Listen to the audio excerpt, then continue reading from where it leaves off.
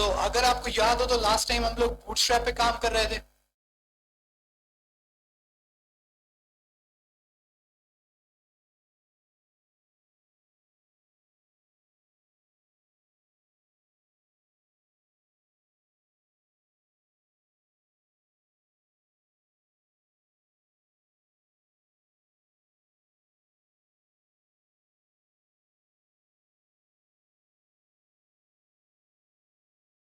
तो हमने आपको एक चीज बताई थी कि जब भी आप बूटस्ट्रैप पे काम कर रहे हैं तो सबसे पहले आप गूगल पे जाएंगे और यहाँ पे लिखेंगे बूटस्ट्रैप 5।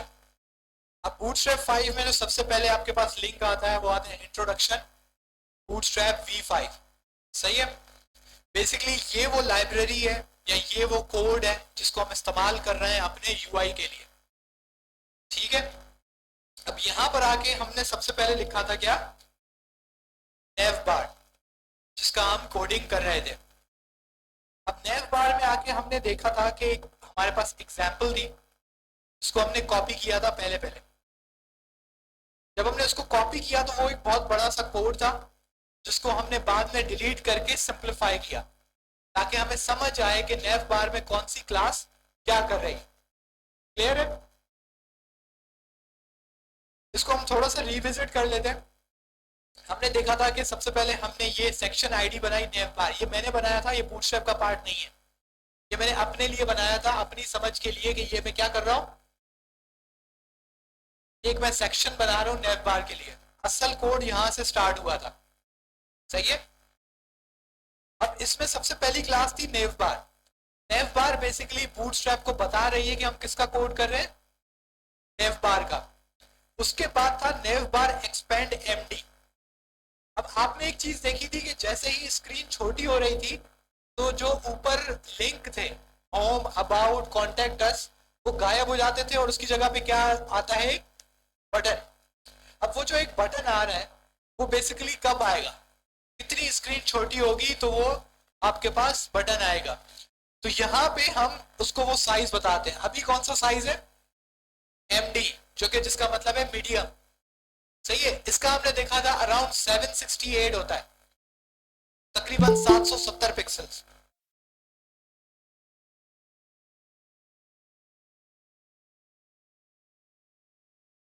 सही है। अराउंड 768 पिक्सल्स पे इसका मतलब है हमारे पास क्या आएगा, हमारा बटन आएगा। इसके पास एमडी भी होता है, एसएम भी होता है और एलजी भी होता है। अगर आपको पहले याद हो तो सबसे पहले एलजी लगा हुआ था जिसका ब्रेक पॉइंट अराउंड 980 होता है, 980 पिक्सल्स। आप सबको पता है पिक्सल क्या है। सही है। तो पिक्सल्स की मैं बात कर रहा हूं। तो लार्ज का मतलब है ये जो मैंने एलजी लिखा है, ये बटन कब आएगा, जब स्क्रीन जो है 980 पिक्सल से छोटी होगी। ठीक है। एमडी का क्या मतलब है, मीडियम, यानी कि अराउंड 780 या 760 कोई इसका एक नंबर है, उससे छोटा स्क्रीन होगी तो हमारे पास एक बटन आ जाएगा और हमारे लिंक गायब हो जाएंगे। इसके बाद है एसएम। एसएम अराउंड 560 पे आता है। 500 की सीरीज होती है, 580 के 560 है, उसके में हमारे पास वो बटन अपीयर हो जाता है। ये इसकी प्रॉपर्टी है। इसके बाद हमारे पास दो और क्लासेस हैं, एक का नाम क्या है बीजी डार्क और दूसरी का नेव बार डार्क। अब बीजी डार्क बेसिकली बैकग्राउंड है। आपने देखा था कि हमारे पास जो पहले नेविगेशन बार थी वो किस कलर की थी, वो व्हाइट कलर की थी, अगर आपको याद हो तो। इसको हम चला लेते हैं ब्राउजर में ताकि हमें दिखेगा कि ये कैसा दिख रहा है।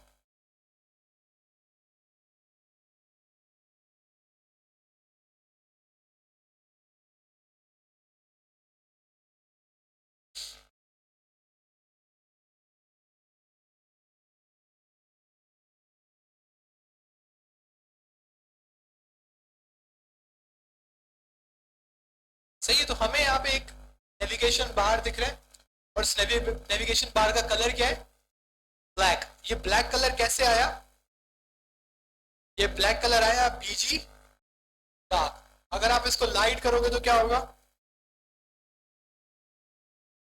हमारे पास जो नेविगेशन बार है वो देखिए, ये आपको शायद हल्का सा नजर आ रहा होगा, हल्का सा डिफरेंट कलर है, लेकिन ये यहाँ पे नेविगेशन बार है। सही है। इसका मैं ज्यादा कैसे पता लगा सकता हूँ कि मैंने इंस्पेक्ट खोला और मैंने नेविगेशन पे रखा तो आपको वो बता रहा है कि ये रहा आपका नेविगेशन बार, सिर्फ कलर उसका क्या हो गया है, व्हाइट। अब जो दूसरी वाली ये प्रॉपर्टी थी नेव बार डार्क, अब ये नेव बार डार्क क्या है, ये बेसिकली आपको बता रहा है कि जो आपके टेक्स्ट है, जो आप नेविगेशन बार के अंदर टेक्स्ट लिखोगे उसका कलर क्या होगा। अगर नेविगेशन बार डार्क है तो वो कौन सा कलर देगा, व्हाइट। अगर नेविगेशन बार लाइट है तो वो कौन सा कलर देगा, डार्क या ब्लैक। अब हम इसको भी जब करेंगे लाइट, तो अब बूटस्ट्रैप को पता चल गया कि आपकी नेविगेशन का कलर क्या है, लाइट कलर है। तो लाइट कलर है तो उसकी टेक्स्ट ब्लैक कर देगा वो, सही है। आपकी टेक्स्ट ब्लैक हो चुकी है। ये आपका बेसिकली नेविगेशन की क्लासेस है। उसके बाद हम आए थे कंटेनर पे। कंटेनर का मैंने आप लोगों को बताया था कि जो आपका कंटेनर होता है, वो कंटेनर जो है आपके जितना भी कंटेंट है आपके पास वेबसाइट में, जितने भी सेक्शंस हैं, तो क्या करता है, अलाइन करता है, एक अलाइनमेंट बनाता है। अलाइनमेंट क्या थी, अगर हम इधर आते हैं,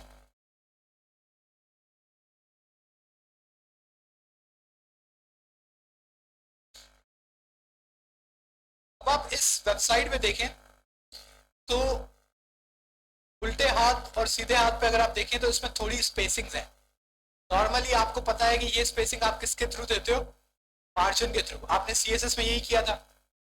लेकिन ये जो स्पेस है ना, ये इंपॉर्टेंट है जब आप एक पूरी वेबसाइट को डिजाइन कर रहे हो। तो आपका जो हर एलिमेंट है वो एग्जैक्टली उतनी ही डिस्टेंस पे होना चाहिए, वरना आपकी वेबसाइट प्रोफेशनल नहीं लगती। तो बूटस्ट्रैप आपको ये ऑप्शन देता है कि ये जो स्पेस है साइडों से, ये आप किसके थ्रू दे सकते हो, कंटेनर। अब कंटेनर दो तीन किस्म के, एक सिंपल कंटेनर है। तो आप देख रहे हैं कि ये नेविगेशन नेव बार और इसके साइड में कितना फासला है, ये इस कंटेनर की वजह से। अगर मैं इस कंटेनर को हटा के कर देता हूं कंटेनर फ्लूइड, अब जरा इसका देखें फासला कम हुआ। तो कंटेनर का थोड़ा जो डिस्टेंस होता है थोड़ा ज्यादा होता है, और कंटेनर फ्लूइड का जो डिस्टेंस होता है वो कम होता है। लेकिन अभी एक और चीज है जो आपने देखनी है, अगर इसका मैं साइज छोटा करूंगा, अभी देखें इसका साइज इंक्रीमेंट हो रहा है, लेकिन जैसे ही आप इसको छोटा करेंगे तो ये बेसिकली क्या करेगा, इसको कम कर देगा। ये कंटेनर की प्रॉपर्टी है कि आपका स्क्रीन का साइज जितना ज्यादा होगा वो उसको थोड़ा ज्यादा स्पेस देता है, स्क्रीन का साइज जितना कम होगा वो स्पेस को घटाता जाता है। क्यों, क्योंकि उसको पता है कि क्योंकि स्क्रीन का साइज छोटा है तो हमारे पास स्पेस ऑलरेडी कम है। बात समझ आ रही है। अब आपके पास जो हमारे पास जो बूटस्ट्रैप के अंदर क्लासेस हैं उनको लिखने का एक तरीका है। आपको एक बात नोट करेंगे, सबसे पहले तो वो क्लासेस होती हैं। हम एक काम करते हैं, हम एक नया सेक्शन बनाते हैं। इस सेक्शन को हम आईडी दे देते हैं कुछ भी, मेन, सही है। इस मेन के अंदर मैं एक बनाता हूं बटन, इस बटन को हम देते हैं क्लास। अब इस क्लास को हम देते हैं btn tn प्राइमरी, सही है। और इसमें मैं लिख देता हूं क्लिक टी, सही है। अब हम जरा अपने पेज पे जाते हैं, तो आप देख रहे हैं कि आपके पास एक बटन बन के आ गया है, और इस बटन का बैकग्राउंड कलर क्या है, ब्लू। और इसका जो आपने क्लिक मी लिखा है उसका कलर क्या है, व्हाइट।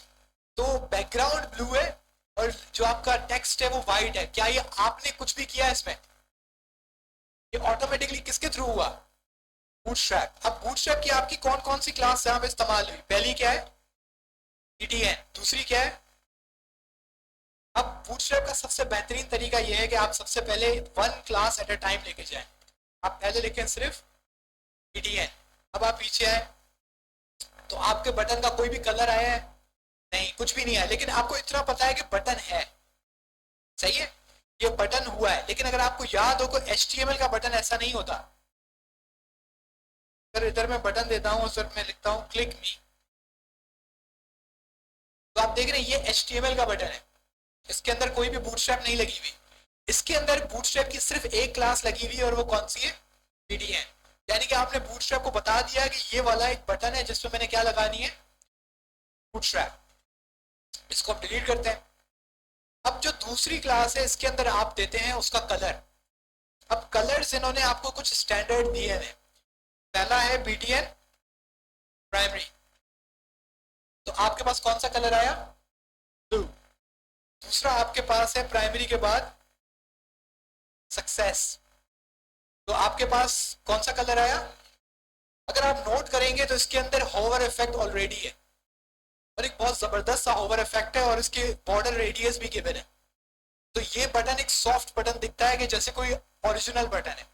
इसकी आपकी जो CSS है वो कुछ इस तरीके से बनाई गई है। अगर आप इसे थोड़ा सा होवर करेंगे तो हल्का सा इसमें शेड आता है। ये बिल्कुल वही तरीका है जब मैं आपको CSS पढ़ा रहा था तो मैंने आपको बताया था कि आप जो भी कलर दें उसका थोड़ा डार्कर शेड जो है उसके होवर पे दे दें तो आपका एक बहुत अच्छा इफेक्ट आता है। सही है। इसके अलावा सक्सेस के अलावा हमारे पास एक और है डेंजर। तो हमारे पास क्या आ गया, रेड कलर आ। एक और है हमारे पास वार्निंग, तो कौन सा कलर आया, येलो। तो आपके पास ब्लू प्राइमरी पे, ग्रीन सक्सेस पे, रेड डेंजर पे और वार्निंग पे येलो। अगर आप गौर करें तो ये एक स्टैंडर्ड कलर्स है। आपके पास जो भी आपके कोई ऐसी कोई डेंजर की कोई लिखी हुई होती है, कोई साइन बोर्ड है, सही है, लिखा हुआ होता है कि रोड क्लोज या कुछ इस तरीके से, वो किस पे लिखा हुआ होता है, रेड कलर से, ताकि लोगों की तवज्जो जाए कि ये जरूरी चीज है। सही है। तो इसने डेंजर पे आपको ऑटोमेटिकली रेड कलर दिया, प्राइमरी पे इसने ब्लू कलर दिया। सही है। उसके बाद सक्सेस, आप कोई भी वेबसाइट खोलें, जब भी आपको कोई सक्सेस का नोटिफिकेशन आता है वो हमेशा किस कलर का होता है, ग्रीन। सही है। और वार्निंग्स आपकी नॉर्मली येलो कलर्स में आती है क्योंकि येलो कलर आपकी आंख को चुभता है। सही है। तो वो आपको बेसिकली वार्निंग तभी येलो कलर में दी जाती है, इसके पीछे कलर साइकोलॉजी है। कभी आपका इत्तेफाक हो तो इस पर बुक पढ़िएगा कलर साइकोलॉजी के नाम से। सही है। जो आपके रेस्टोरेंट है, रेस्टोरेंट का जो कलर होता है नॉर्मली रेड, ऑरेंज, इस तरह का शेड दिया जाता है। उसकी वजह यह होती है कि रेड और ऑरेंज कलर जो आपका होता है वो आपका खाने से एसोसिएटेड है, आपको उससे उसको देख के थोड़ी बहुत भूख लगती है, इस वजह से पूरे उसके जो कलर्स हैं वो इस तरीके से रखे जाते हैं। उसके अलावा जो आपका ब्लू कलर है वो सॉफ्ट कलर है, वो आपकी आंख को अच्छा लगता है। तो कहीं पे कोई एम्बियंस बनाना हो तो उसमें ब्लू कलर का इस्तेमाल ज्यादा होता है। एम्बियंस क्या होता है, मतलब एक अच्छा एनवायरनमेंट।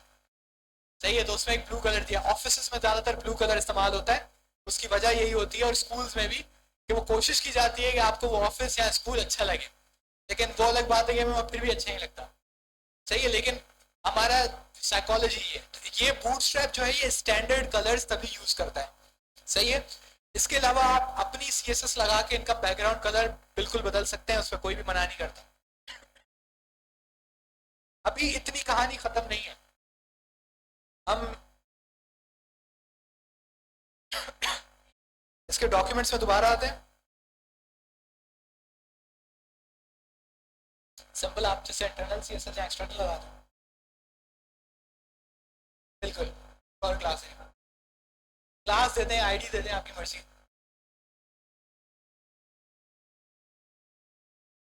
अब हम यहाँ पे लिखते हैं बटन, क्योंकि अभी हम बटन को देख रहे हैं। जब आप बटन्स पे आएंगे तो आप सब ने ये सब देखा, right, primary, success, danger, warning. उसके अलावा कौन सा कलर है, सेकेंडरी, इन्फो, लाइट और डार्क। तो ये सारे इन्होंने आपके पास कलर्स आपको बताए हुए। लेकिन इसके अलावा एक और इसमें चीज होती है, ये इसमें फर्क क्या है कि वार्निंग के आगे बीच में आप क्या लिखते हैं, आउटलाइन। जब आप इस पे आउटलाइन लिखेंगे तो इसका इफेक्ट क्या आता है, ये बटन आपको कुछ ऐसा बनता है। सही है। ये डिफरेंट स्टाइल्स आपको दिए हुए हैं कि आप किसी भी किस्म का बटन बना सकते हैं। अब आपके पास एक और इसकी क्लास यूज होगी। पहली क्लास में आपने इसको बताया कि ये क्या है, बटन। दूसरी क्लास में आपने इसको बताया कि मुझे कलर कौन सा देना है या स्टाइल कौन सा देना है।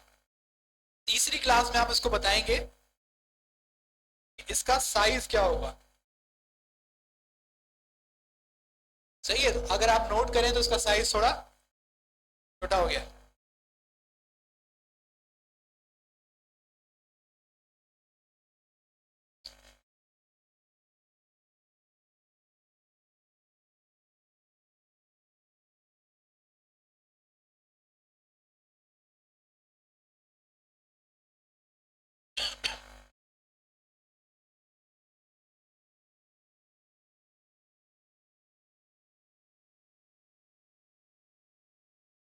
आप सबको ये चीज नजर आ रही है या जूम करें? और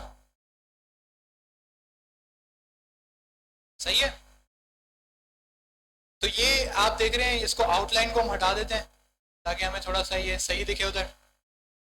सही, ये हमारा बटन है, इसको हम कर लेते हैं प्राइमरी। प्राइमरी क्या है, इसका कलर ब्लू हो गया, ज्यादा विजिबल है। ठीक है, तो अब यहाँ पर आके हमने तीसरी जो क्लास लगाई थी वो पहली लगाई थी क्या, एस एम। एस एम को हटा के अब हम करते हैं क्या, एम डी। तो जरा आप उधर देखेंगे, उधर उसकी साइजेस पे आपके पास चेंजेस आ रहे हैं। ऐसे समझ आपको ज्यादा आएगा अगर आप इसको एल जी करें तो। सही है, तो आपके पास तीन ऑप्शन हैं, एस एम, एम डी और एल जी। रिपीट करें, हम कह रहे हैं कि हमने पहली क्लास में उसको बताया कि ये क्या है, एक बटन है। दूसरी क्लास में हमने उसको क्या बताया कि वो क्या है, कौन सा कलर है। तीसरी क्लास में अब हम उसको क्या बता रहे हैं, साइज, कि उस बटन का साइज क्या है। अब जो आपका बूटस्ट्रैप है, ये वाली जो तरीकेकार है, ये आपको तकरीबन हर जगह दिखेगा।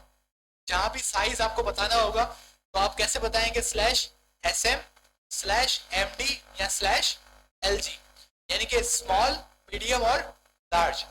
तो एस एम में आपने देखा कि बटन सबसे छोटा है, एम डी में आपने देखा कि बटन बटन मीडियम साइज है, और एल जी में आपने देखा कि वो बटन लार्ज है। अब आप पे ये डिपेंड करता है कि ये बटन आप कब कहाँ कैसे यूज करते हैं। ठीक है,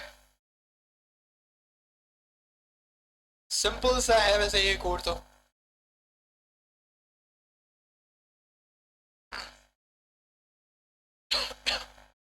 खैर, ये वाला जो डिसेबल्ड वाला पार्ट है, ये आप लोगों को आना चाहिए।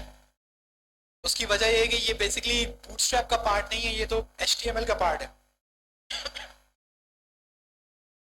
आप लोगों ने ये चीज पढ़ी थी कि अगर बटन पे आप लिख दो डिसेबल्ड, तो बटन वो क्या हो जाता है, डिसेबल हो जाता है। अब आप उसको क्लिक नहीं कर सकते। किसी को समझ आ रही है कि ये डिसेबल करते क्यों है? इसको डबल क्लिक करो, डबल क्लिक करो। आप स्क्रीन को डबल क्लिक करें, तो डबल क्लिक कर दो। सही है, तो इसका बेसिकली एक मेजर रीजन होता है कि आपने कभी देखा होगा, वो कहते हैं कि टर्म्स एंड कंडीशंस को एक्सेप्ट करो। जब तक आप टर्म्स एंड कंडीशंस के चेकबॉक्स को एक्सेप्ट नहीं करते, तब तक आपका जो सबमिट का बटन है वो क्या रहता है, डिसेबल रहता है। इसके अलावा एक और होता है कि वो आपके पास कैप्चा होता है। जब तक आप कैप्चा टाइप इन नहीं करते, आपका बटन क्या रहता है, डिसेबल्ड रहता है। अब ये डिसेबल और अनेबल बेसिकली ये जावास्क्रिप्ट के थ्रू होता है। जब आप जावास्क्रिप्ट पढ़ेंगे तो बहुत आसान है, एक लाइन का काम है। जब आप उस फंक्शन के अंदर लिखेंगे कि भाई एक चेकबॉक्स क्लिक हो, तो ये डिसेबल हटा दो।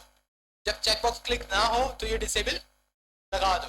तो आई थिंक ये बूटस्ट्रैप का तो वैसे पार्ट नहीं है, लेकिन अब आ गया तो हमने देख लिया इसको।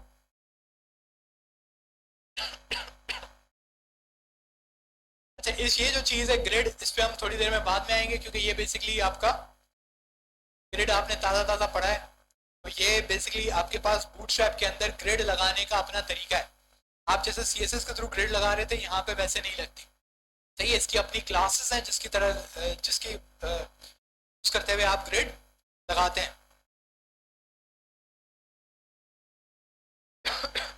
खैर, आई थिंक ये आपका बटन्स की प्रॉपर्टी थी। इसके अलावा हम लोग एक देख लेते हैं चीज़,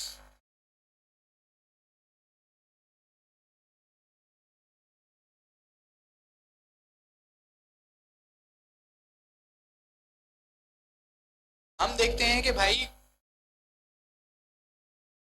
हमारे पास क्या क्या है कि चेंजिंग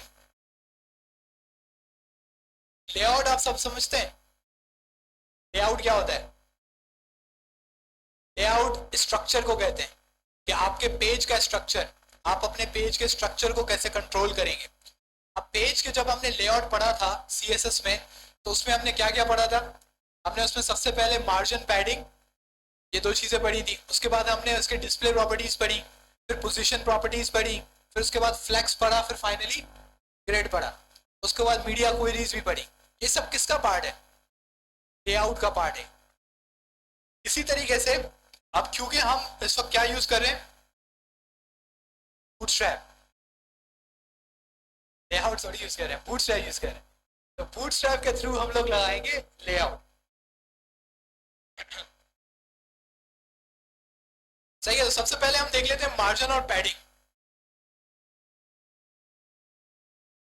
अब मार्जिन और पैडिंग अगर आप पेज पे आएंगे तो ये बहुत बड़ा सा एक लिस्ट ऑफ चीजें दिखाता है आपको। सही है। लेकिन मार्जिन और पैडिंग पढ़ने के लिए इतना कुछ आपको करने की जरूरत है नहीं वैसे।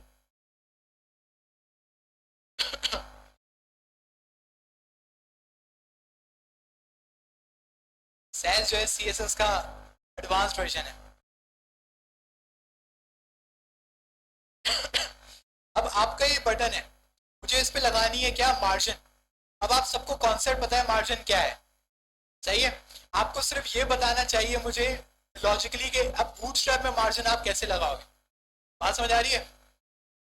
अब हम करते हैं कि ये हमारा बटन है, हमें एक चीज विजिबली दिख रही है कि ये बटन जो है ऊपर नेव बार से बहुत चिपका हुआ है। तो आइडियली मुझे इसको क्या देना चाहिए, मार्जिन टॉप। तो अब मार्जिन टॉप देने के लिए आपको सीएसएस में तो पता है कि कैसे दिया जाता है। इसमें आप लिखते हैं एमटी, सही है, डैश। अब आप उसको साइज बताते हैं कि मुझे कितना मार्जिन टॉप देना है। लेट्स से फिर पहले देते हैं 1। अब देख रहे हैं कितना फर्क आया, एक हल्का सा फर्क आया। ये इसका स्टैंडर्ड साइजेस हैं जो बेसिकली स्पेसिंग पहले से डिफाइंड है। पिक्सल्स में आप यहाँ पे नहीं दे सकते, आप अपनी कस्टम सीएसएस में लगा सकते हैं। अब मैंने लगाया MT2। अगर आप MT2 देखें तो अब थोड़ा ज्यादा हुआ। जो इसका मैक्सिमम फिगर है वो है 5। इतना बूटस्ट्रैप आपको मैक्सिमम इतना मार्जिन देने की इजाजत देता है, क्योंकि बूटस्ट्रैप समझता है कि आप लोग काबिल लोग हैं। सही है।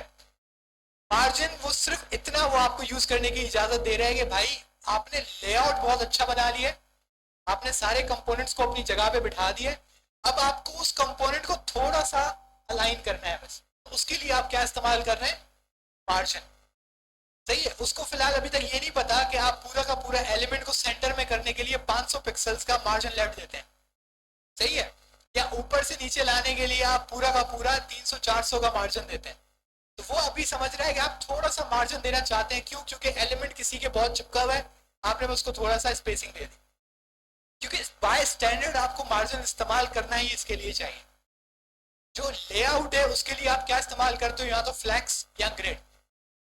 सही है। कि पूरा का पूरा एलिमेंट मुझे इधर चाहिए। आप लोग क्या करते हैं, टॉप 500 दे दो, राइट 400 दे दो, वो इधर पहुंचा दो। नॉर्मली ये प्रैक्टिस नहीं है। सही। तो इसने स्टैंडर्ड 1 to 5 दिया हुआ है। अगर आप इसको 0 देंगे तो अगेन ये क्या कर देगा, 0। लेकिन बाय स्टैंडर्ड यही है, MT0 या डिफॉल्ट वैल्यू जिसे आप कहते हैं। तो ये तो था टॉप। उसके अलावा क्या है, अब बॉटम, तो उसके क्या होगा, MB। MT, T for top, B for bottom. अब यहाँ पे हमने दे दिया बेसिकली बॉटम के लिए हमें एक और चीज चाहिए होगी,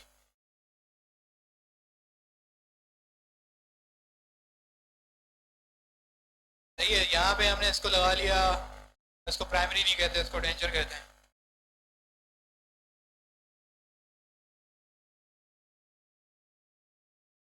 हमने एक डिव दिया,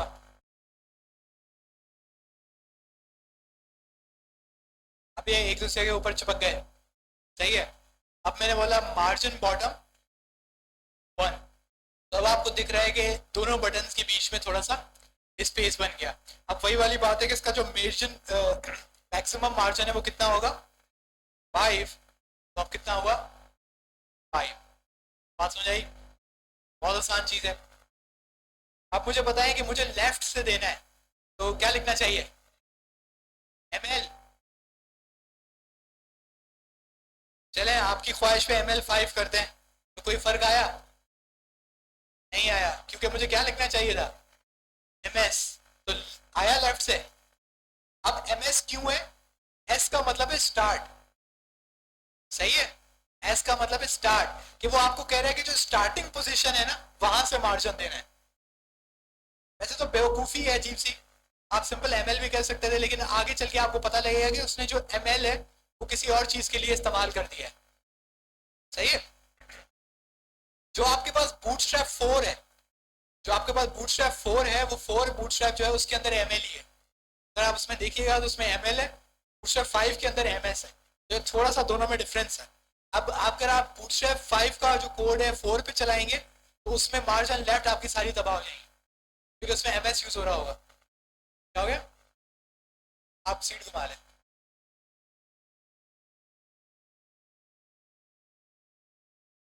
जिस जिसका नेट गया वो सीधे घुमा ले। सही है जी।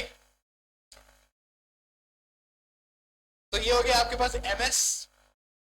अब वो वाली बात है कि थोड़ा कॉमन सेंस लगाएं कि राइट में क्या होना चाहिए, क्या होना चाहिए e फॉर एंड। एक तरफ स्टार्ट है तो दूसरी तरफ क्या होगा? टर्म्स पढ़े? टर्म्स किसी को पता है?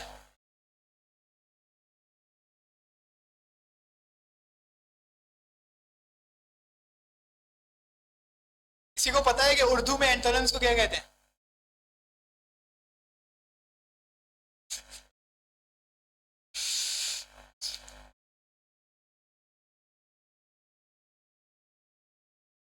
अच्छा, हमारे पास इसको थोड़ा ध्यान से देखें, हमारे पास 2 बटन हैं, सही है। अब पहले बटन पे मैं लगा लेता हूं, इसमें हम करते हैं ME5। तो अब आप देखेंगे कि ये मार्जिन जो आया किसकी तरफ से आया है? ये ब्लू वाले बटन से हुआ है। अगर आप इसको वेरीफाई कराना है तो आप यहां पे आए,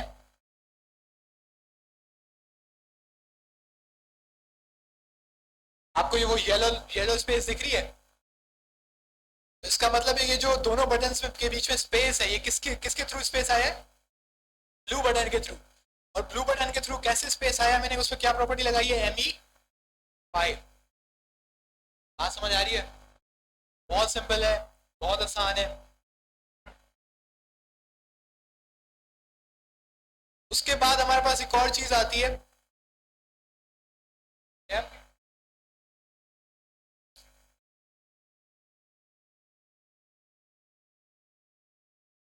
ये इसका बाय डिफॉल्ट होगा। ये डेंजर यूज किया है ना मैंने, इसका बाय डिफॉल्ट होगा। आप इसको 0 कर दें, MD 0 कर दें, हटा दें। आप सबको एक चीज पता थी कि यहाँ पे अगर मैं कहूँ M-5 तो क्या होगा?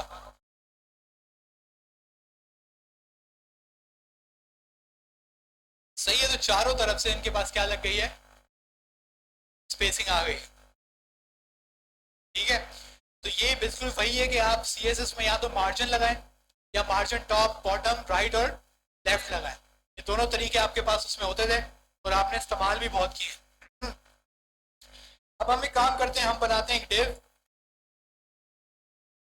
क्या? तो आप सिर्फ MD और MB लगाएं। अच्छा, ये हमारे पास 2 बटन है।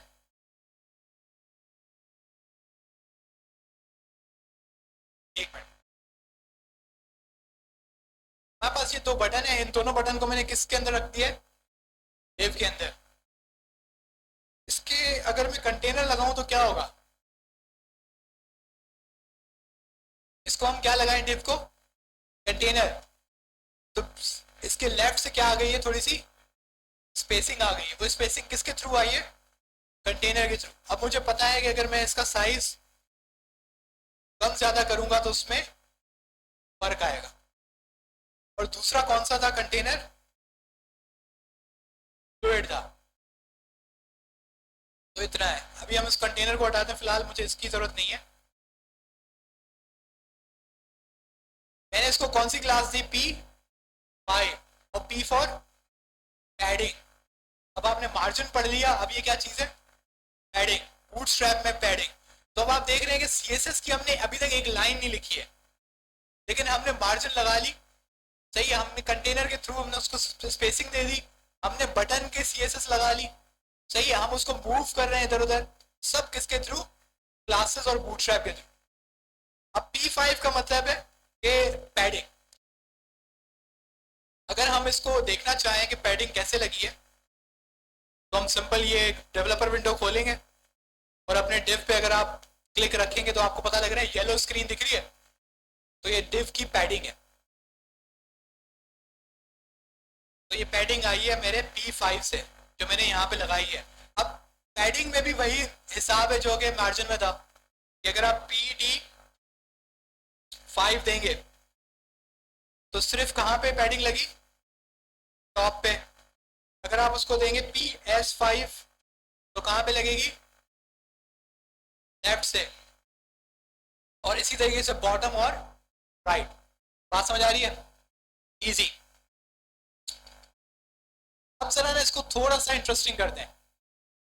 अब मेरे पास कंडीशन ये है कि मैं चाहता हूं कि इसमें मार्जिन तो हो, मार्जिन स्टार्ट हो, लेकिन मार्जिन स्टार्ट कब हो, सिर्फ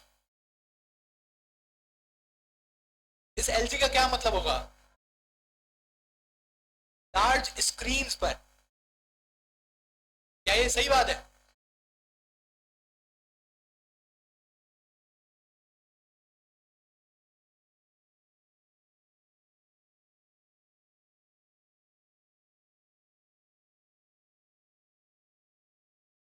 अभी हमारे पास कितने पिक्सल्स हैं, 424।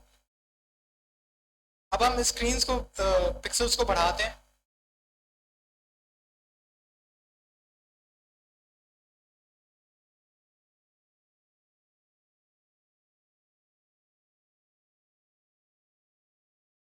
तो जब मैंने इस पे 1000 पिक्सल्स किया तो यहां पे क्या आ गया, मार्जिन आ गया 5 का, सही है। अब इसको हमने फिर से जब 960 पे लेके गए तो हट गया, या 960 या 500 जितना भी आप लेके जाएं तो वो मार्जिन हट गया। अब आप देख रहे हैं ये क्या चीज हुई है, ये आपकी वो मीडिया क्वेरी लगी है। आप सबने मीडिया क्वेरी पढ़ी थी, तो यहां पे मीडिया क्वेरी लगी है बिना लगाए। सिर्फ हमने क्या फर्क दिया, LG लिख दिया, तो उसको समझ आ गई कि मुझे मीडिया क्वेरी लगानी है किस स्क्रीन्स के लिए, लार्ज स्क्रीन्स के लिए।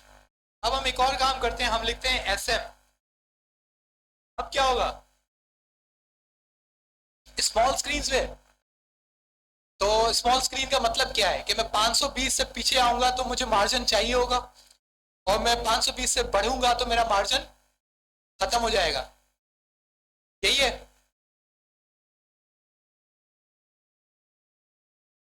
ये बात आपको सवाल ऐसे समझ आए? मैंने यहाँ पे क्या इस्तेमाल किया है, SM। SM का क्या मतलब होता है, स्मॉल।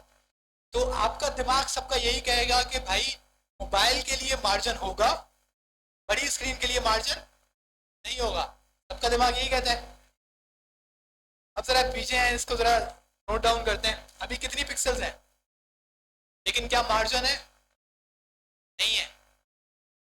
चलें इसको हम 400 करते हैं, मार्जिन आया। इसको और छोटा करते हैं, 300 करते हैं, मार्जिन आया, नहीं आया। तो मार्जिन गया किधर?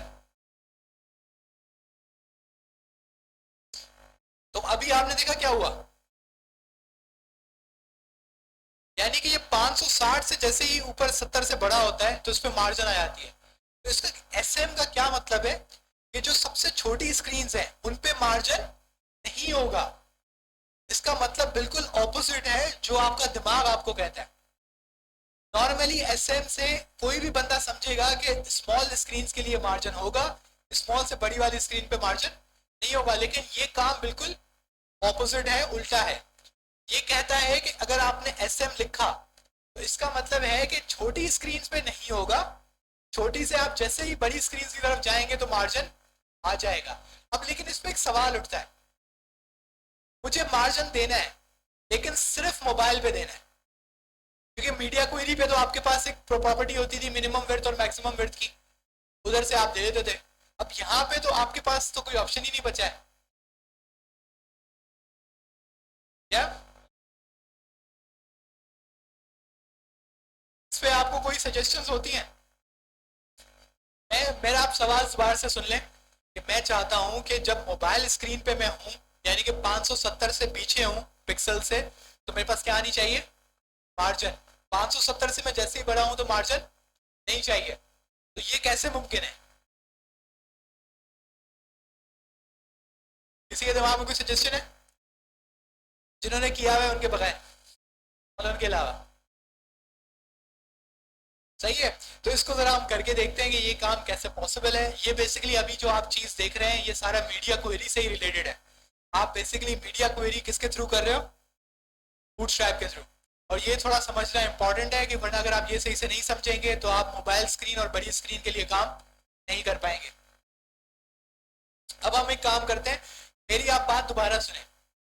मार्जिन चाहिए किस स्क्रीन के लिए? अब आपको पता है कि मैं SM हटा दूंगा और MS5 कर दूंगा, तो अब मैंने लिमिट हटा दी, अब ये हर जगह पे मार्जिन लगाएगा, ये बात सबको पता है। अब देखें, अब स्क्रीन साइज छोटा करें बड़ा करें इसको कोई फर्क नहीं पड़ता, ये मार्जिन मैंने देगा, क्योंकि आपने क्या दे दिया? MS5, यानी कि हर वक्त इसमें कौन सा मार्जिन आना चाहिए? 5। लेकिन अगर आपको ये बात पता हो, अगर मैं लिखूं SM0, इसका क्या मतलब होगा? ये मोबाइल साइज से आप जैसे ही ऊपर जाओ तो कितना मार्जिन होना चाहिए? 0। तो अब आपकी वो वाला काम हो जाएगा जो मैं कह रहा था। अब हम जाके पहले कंफर्म करते हैं, अभी मैं कितनी साइज पर हूं? 618। अब हम इसको छोटा करते हैं, 500 से पीछे आए तो हमारे पास स्पेस आ गया। अब हम ऊपर जाते हैं तो स्पेस आपका खत्म हो गया। अब आप बात समझ रहे हैं? अब ये सेम रूल हर जगह फॉलो होता है, बात समझ आ रही है? ये सेम रूल हर जगह फॉलो होगा कि जहां जहां आप जो जो प्रॉपर्टी इस्तेमाल करेंगे, अगर आपको मोबाइल के लिए सिर्फ चाहिए तो आप ये सिंपल टेक्निक इस्तेमाल कर सकते हैं कि पहले ऑल कर दें, कि सबको ये प्रॉपर्टी लगा दो, उसके बाद उसको लिमिट कर दें। बात समझ रहे हैं? अब एक बूटस्ट्रैप की एक चीज समझ लें, आपको तकरीबन 90% जो प्रॉपर्टीज हैं उनमें ये वाला पैटर्न आपको फॉलो होता हुआ दिखेगा कि पहले वो प्रॉपर्टी का नाम होगा, शॉर्ट फॉर्म होगी, एक कौन सी प्रॉपर्टी लगानी है, उसके बाद उस प्रॉपर्टी का साइज होगा, उसके बाद उस प्रॉपर्टी की वैल्यू होती है। ये सेम पैटर्न तकरीबन हर बूटस्ट्रैप की प्रॉपर्टी पे एग्री होती है, हर क्लास पे तकरीबन ये चीज लगती है। और बिल्कुल अगर आपको साइज नहीं देना है तो आपके पास उसका एक अल्टरनेटिव होता है जिसमें आप साइज नहीं बताते उसको। बात समझ आ रही है? तो उसका मतलब होता है कि ये सारी स्क्रीन्स के लिए और ये उस साइज के लिए, ठीक है, कोई इश्यू? अब हम इसको जरा दोबारा रिवर्स करते हैं। अब हम ये सेम काम किसके लिए करते हैं? पैडिंग के लिए। अब रूल के मुताबिक मुझे P5 पहले देना है, उसके बाद PSM0 कर देना है। अब मेरे पास दोबारा क्या होगा कि मोबाइल स्क्रीन में पैडिंग आएगी और मोबाइल स्क्रीन से जब हम ऊपर जाएंगे तो पैडिंग खत्म हो जाएगी। तो ये आपके पास वही रूल फॉलो हुआ है, सही है? तो ये आपके पास से मार्जिन और पैडिंग। एक और आपके पास प्रॉपर्टी है, कौन सी प्रॉपर्टी? Display property. आप सबको याद है? अब डिस्प्ले प्रॉपर्टी में हम पहले क्या करते हैं, इस क्लासेस वासेस सारी हटा देते हैं, हम पहले देखते हैं कि सिंपल हमारा कोड कैसा दिख रहा है। बिल्कुल ऐसा दिख रहा है, आसान सा कोड है। अब हम इसको क्लास देते हैं। आपको पता है कि डिस्प्ले प्रॉपर्टी आप सबने पढ़ी है CSS में। डिस्प्ले नन क्या करता है? डिस्प्ले नन क्या करता है? गायब कर देता है, सही है, डिस्प्ले नन गायब करता है। तो अगर मुझे इधर उसको डिस्प्ले नन देना है तो वो मैं कैसे दूंगा?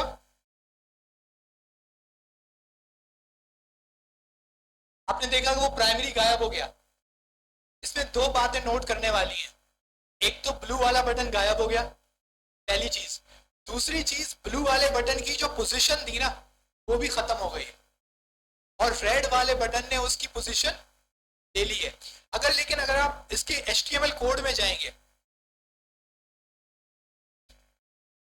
अगर आप HTML कोड में जाएंगे तो आपके पास ब्लू बटन का कोड लिखा हुआ है, कोड लिखा हुआ है, लेकिन HTML इसको ट्रीट इस तरीके से कर रहा है कि ये चीज यहां पर है ही नहीं। ये बहुत डिफरेंट चीजें हैं। आप अगर इसको थोड़ा समझेंगे तो आपको आगे चल के ये बात समझ आएगी कि मैं क्यों बार बार दोहरा रहा हूँ। कुछ प्रॉपर्टीज होती है जो इसको गायब करती हैं लेकिन इसकी स्पेस आपको नहीं देती। कोई मुझे बता सकता है वो कौन सी प्रॉपर्टी है जिसमें ऐसा काम हो सकता है? डिस्प्ले नन पे तो उसकी हट गई ना।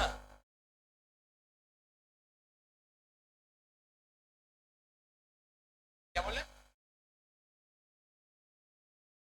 नहीं, मैं पूछ रहा हूँ कि कोई ऐसी प्रॉपर्टी मुझे बताएं कि इसकी अपनी जगह बाकी रहे लेकिन मेरा एलिमेंट गायब हो जाए।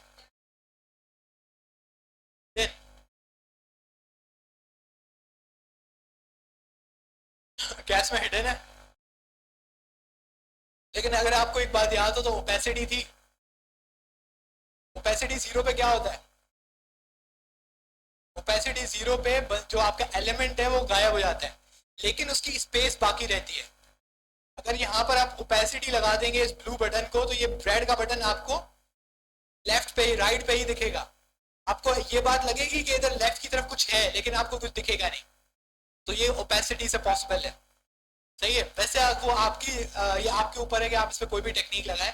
तो मैं आपको बता रहा हूँ जो कॉमनली यूज होने वाली प्रैक्टिस है कि अगर आप चाहते हैं कि आपका लेआउट ना बिगड़े, सही है, आपको कोई चीज गायब करनी है लेकिन आप चाहते हैं कि आपका लेआउट ना बिगड़े, तो आप क्या इस्तेमाल कर सकते हैं? Opacity zero.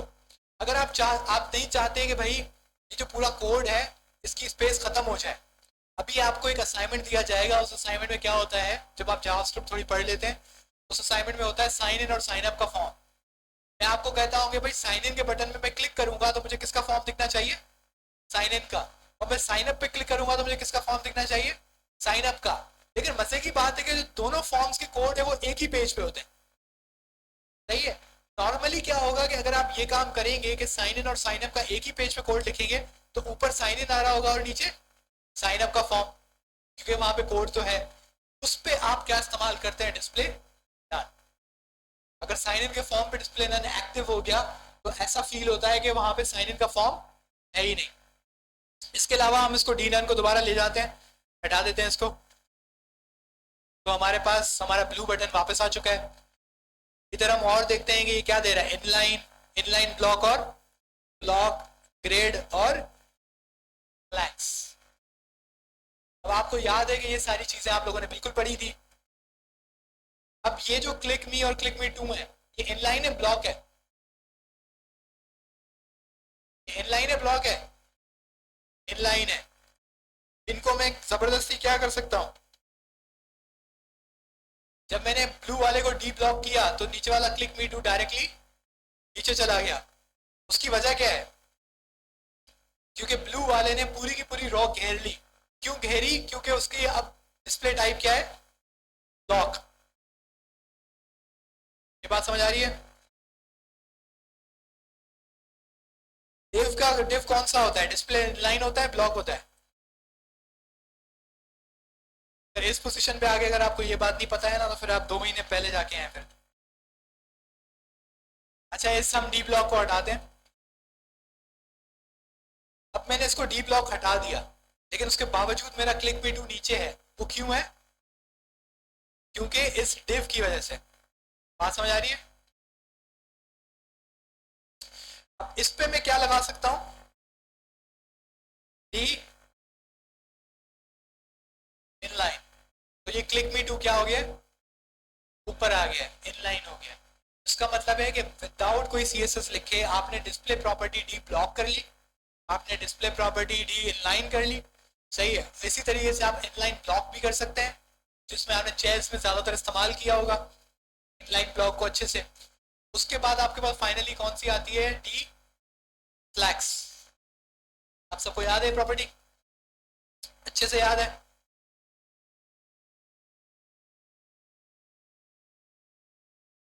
अब एक काम करते हैं, हम इन दोनों को मिटाते हैं और हम दो अदद डिव बनाते हैं। पहले डिव को हम देते हैं W100, H100,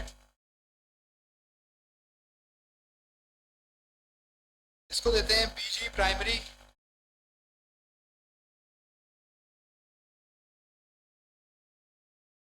ये तो नहीं आया।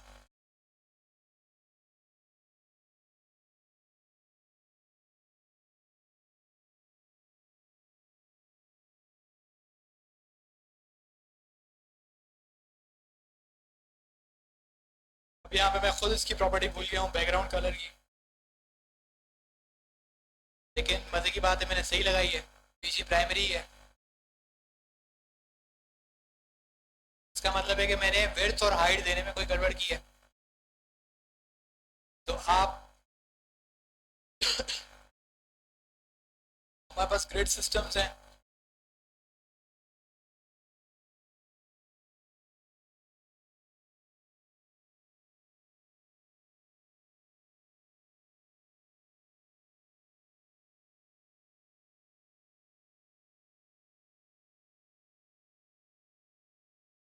इससे मुझे ये समझ में आ रहा है कि इन्होंने विड्थ और हाइट वाला सपोर्ट हटा दिया है। तो अब हमें मजबूरन क्या करना पड़ेगा,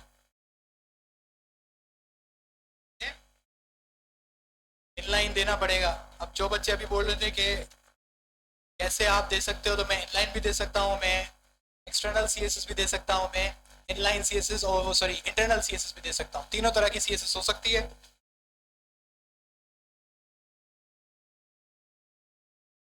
तो आपका अल्हम्दुलिल्लाह जो बॉक्स है वो बन चुका है। इसी तरीके से हम क्या करते हैं कि ये पूरा जो कोड है इसको छाप देते हैं दूसरे पे, और BG प्राइमरी को हटा के कर लेते हैं, कुछ भी कर लेते हैं, वार्निंग कर लेते हैं। तो अब हमारे पास एक ब्लू और एक येलो हमारे पास बॉक्सेस बन के आ चुके हैं। ये बेसिकली कर सारी सब कुछ करने का क्या मकसद था मेरा,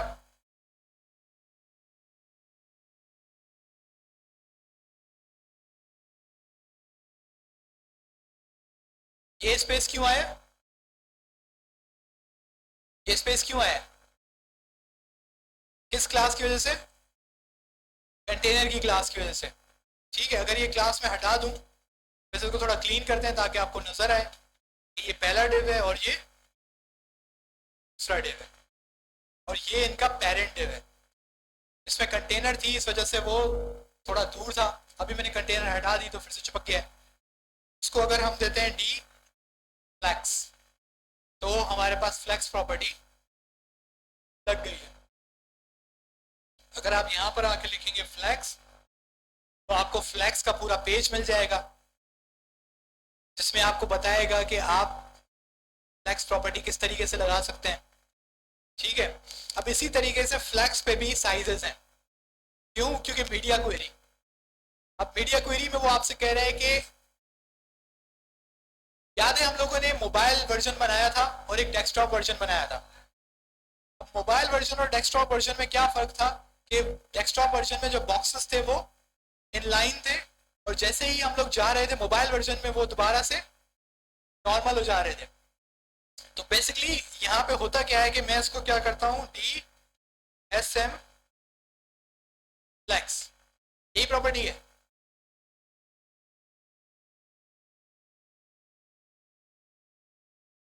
क्या ये ऐसा ही है या मैं कुछ गड़बड़ कर रहा हूँ, क्या ये चलेगा? लेकिन आप मेरी बात सुनेंगे, मतलब मैं चाह क्या रहा हूँ, मैं चाह रहा हूँ कि जो मोबाइल स्क्रीन हो उसमें फ्लैक्स ना हो। जब मोबाइल स्क्रीन से हम बड़ी साइज पे जाएं तो फ्लैक्स लगे। अब मैं दोबारा पूछता हूँ, ये प्रॉपर्टी काम करेगी? वजह क्या है?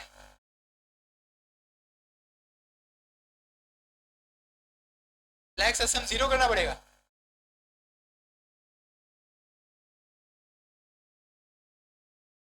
फ्लैक्स जीरो करना पड़ेगा,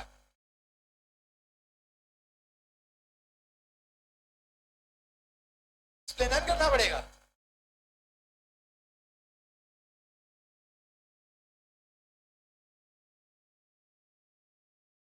बड़े बेहतरीन बेहतरीन सजेशन। हाँ,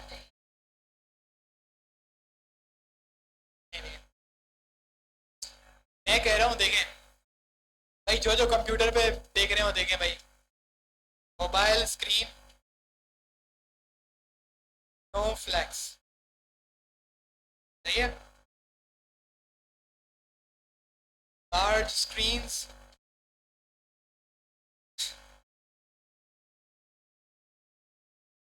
मुझे ये कंडीशन चलानी है,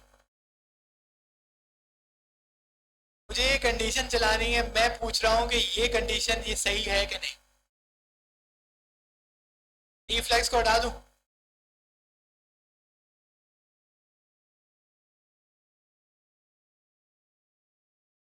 क्या ये चलेगा? सारे सोए हुए लगता है, सारे सोए हुए। बहुत सिंपल सी चीज है, इसमें था क्या। यहाँ पे भाई हमने रखा है डी एस एम फ्लैक्स। अब एस एम का मतलब आपने थोड़ी देर पहले समझा कि वो मोबाइल स्क्रीन पे नहीं होता, लेकिन लार्जर स्क्रीन पे होता है। अगर इसको मुझे रिवर्स करना पड़ा फिर इसको, एक मिनट एक मिनट, इसको करना है अब यस, तो करना है अब नो, तो उल्टा करना है। अब क्या करूं? डी ब्लॉक और डी फ्लैक्स?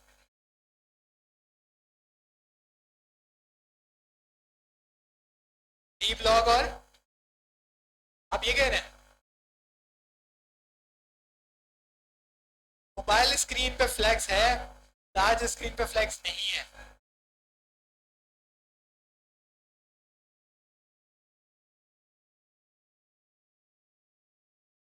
सेम पे ब्लॉक लगेगा,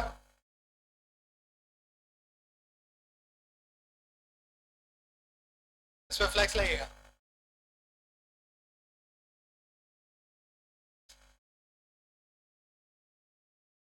सही कह रहा हूं,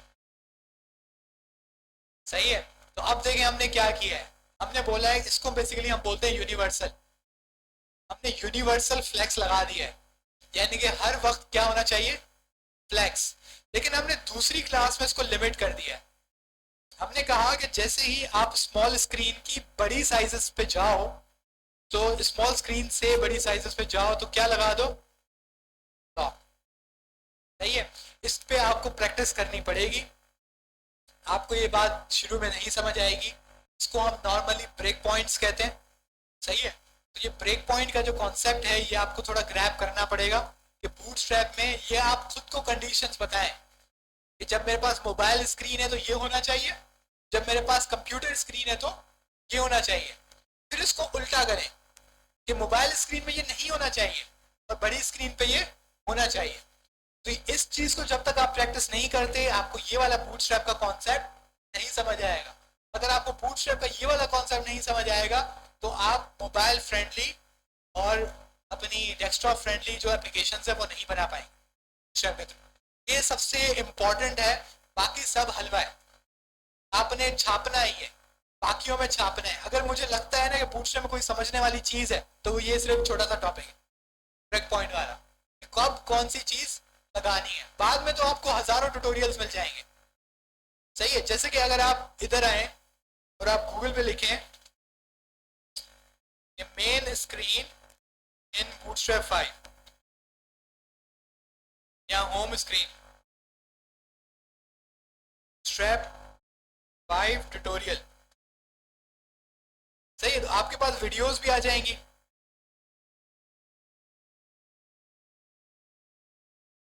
यहाँ पे ये हमारे पास एक ब्लॉग भी है, how to create a simple web app using Bootstrap 5। तो यहाँ पे आपको उसने कोड्स वगैरह सब बताए हुए हैं। ये आपका नेविगेशन है, सही है। आप नीचे आ रहे हैं, इसने कस्टम सीएसएस भी थोड़ी लगाई हुई है। अब how to build hero section, hero section किसे कहते हैं, मेन सेक्शन को हीरो सेक्शन कहते हैं। अब हीरो सेक्शन में उसने देखिए क्या यूज किया हुआ है, रो और कॉलम।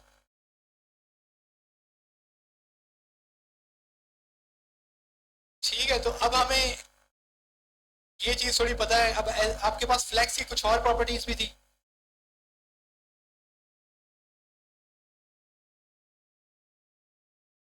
फ्लैक्स डायरेक्शन प्रॉपर्टी थी आपके पास, याद है? फ्लैक्स डायरेक्शन आप लोगों को याद है?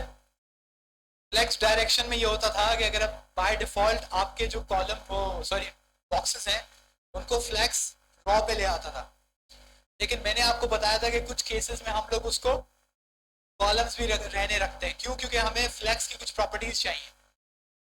तो वो आप किससे कर सकते हैं? फ्लैक्स रॉ या फ्लैक्स कॉलम। ये बूटस्ट्रैप का है। खैर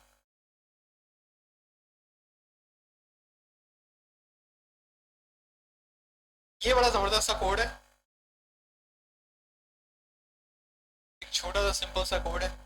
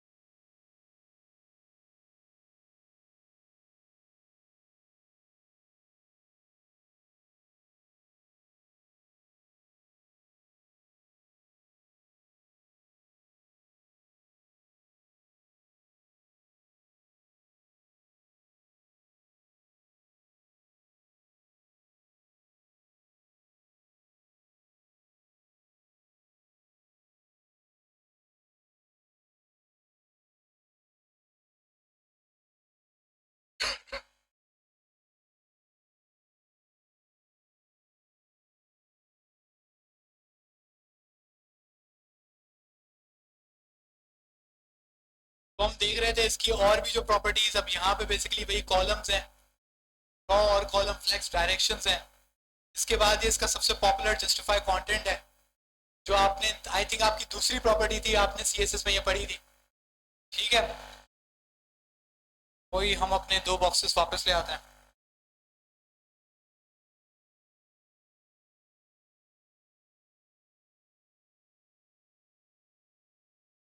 इस पे डी फ्लैक्स लगा हुआ है। अब है जस्टिफाई कंटेंट। अब यहाँ पे देखें जस्टिफाई कंटेंट उसने किस तरीके से लगाया हुआ है। ये फ्लैक्स स्टार्ट है, ये फ्लैक्स एंड है, ये सेंटर है, ये कौन सा है? स्पेस बिटवीन है, इवनली है, या अराउंड है? ये अराउंड है और ये इवनली है। इवनली की पहचान है कि उसके बराबर बराबर होती है सारी। यहाँ पे अब हम किसी की भी उठा लेते हैं, हम कहते हैं कि जस्टिफाई कंटेंट सेंटर। अब यहाँ पे आके हम लोग इसको डी फ्लैक्स के साथ, क्योंकि आपको पता है कंटेनर एलिमेंट पे लगती है, जब हमने जस्टिफाई कंटेंट सेंटर लगाया तो हमारे जो बॉक्सेस हैं वो मिडिल पे आ गए। हम एक बॉक्स बढ़ा देते हैं, इससे फ्लैक्स सेंटर से भी हो जाता है, लेकिन ये फ्लैक्स की अपनी नेटिव प्रॉपर्टी है। हम बेसिकली क्या कर रहे हैं कि हम एक बॉक्स बढ़ा रहे हैं, तो हमारे पास तीन बॉक्सेस हो गए, ये सेंटर है। अब यहाँ पे आप करते हैं और स्पेस क्या था वहाँ,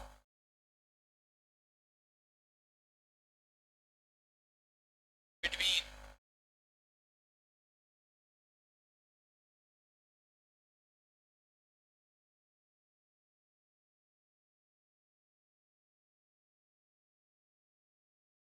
आप देख रहे हैं कि यहाँ पर हमारे पास सिंपली स्पेस बिटवीन लग गई है। बहुत सिंपल है, कॉपी पेस्ट है। आपने बस जो चीज़ आपको चाहिए, ये उनकी डॉक्यूमेंटेशन सबसे बेस्ट है। आपने यहाँ सर्च बार में वो चीज़ लिखनी है। आपको मार्जिन आप भूल गए, आपको पैडिंग आप भूल गए, फ्लैक्स ग्रिड, आपको जो चीज़ चाहिए आप यहाँ टाइप करें, आपको उसका डॉक्यूमेंटेशन मिल जाएगा। आप उसकी कमांड कॉपी करें और यूज़ करें। आपको इवन याद रखने की भी जरूरत नहीं है।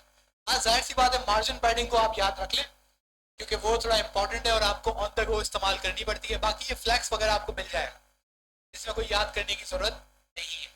आप बस इसको एक दफा प्रैक्टिस कर लेंगे कौन सी चीज किस तरह से हो रही है। इसके बाद एक हमारे पास आता है ग्रिड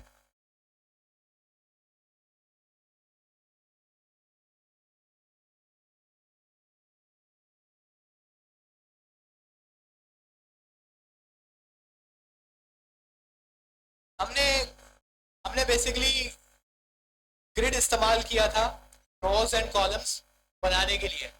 इसके अलावा जो हमारे पास बूटस्ट्रैप है वो हमें एक नेटिव तरीका देता है, अपना एक तरीका देता है जिसके थ्रू आप ग्रिड्स बना सकते हैं और बड़े आसानी से बना सकते हैं। और ये मजे की बात थी कि जो आपने HTML में टेबल पढ़ा था ये उससे बहुत मिलता जुलता है। टेबल में आपको याद है कि आप पहले क्या बनाते थे, एक रॉ बनाते थे, TR बनाते थे। उस TR के अंदर आप क्या रखते थे, TDs रखते थे।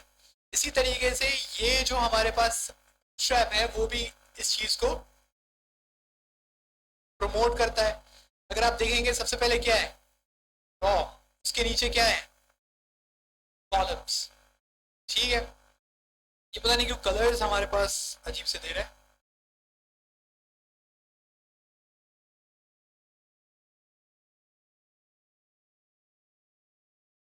तो यहाँ पे अगर आप देखें तो ये कलर आपको वाज़ेह हो रहे हैं, मेरी स्क्रीन का कलर खराब है, बहुत लाइट है।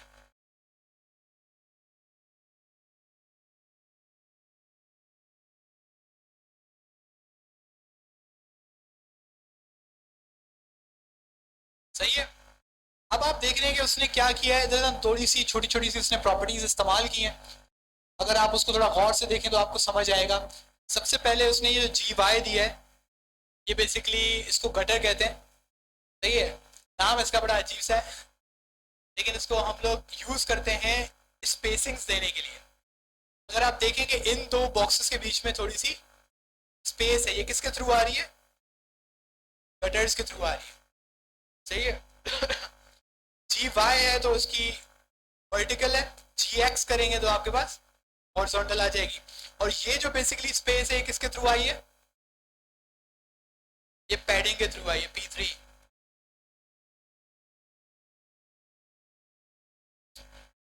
वैसे इसमें अगर आपको पहले समझने की जरूरत है, वैसे तो ये तो हमारे पास कॉलम 6 क्यों है।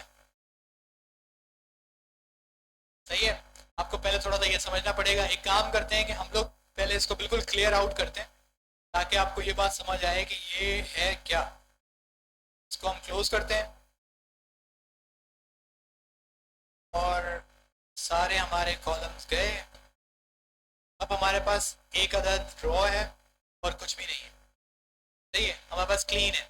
हमने क्लास में क्या दिया हुआ है, सिर्फ रॉ दिया हुआ है। ओवरफ्लो हिडन को भी हम हटा देते हैं, हम सिर्फ ऊपर बना रहे हैं कंटेनर। कंटेनर के अंदर हमने एक रॉ बनाई हुई है, एक डिव, और रॉ के अंदर इस वक्त कुछ भी नहीं है। अब इसके अंदर हम एक काम करते हैं, एक छोटा सा एक बॉक्स बनाते हैं। सही है, ये वाला बॉक्स है, लेकिन इसको भी हम टाइम बचाने के लिए जल्दी जल्दी कर रहे हैं, लेकिन इसको भी हम करते हैं। पहले हम इसको रखते हैं सिर्फ कॉल। सही है, इसको सिंपल कॉल रखते हैं। इसका बॉर्डर शॉर्डर आप चलो बॉर्डर रहने दें, इसको P3 हटा दें, G लाइट कर दें, इसको आप डेंजर करें। अब जरा देखते हैं हमारे पास क्या बना है। चाहिए, इसको अब हम थोड़ा सा डिकोड करते हैं कि हमारे पास हुआ क्या है, समझते हैं।